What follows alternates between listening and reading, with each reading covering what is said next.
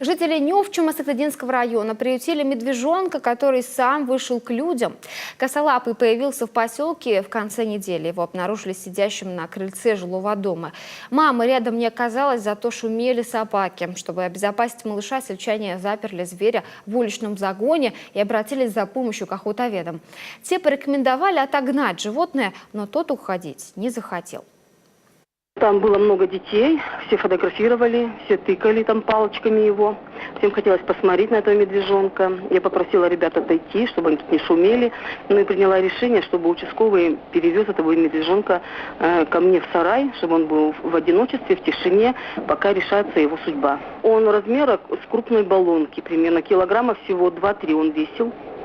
Такой легенький. Пока мы его доносили до меня, ну, на машине увезли, конечно.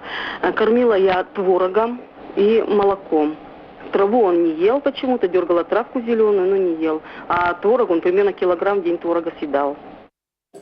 В сарае медведь пробыл несколько дней, пока не приехали охотоведы. Они увезли его глубоко в лес и выпустили.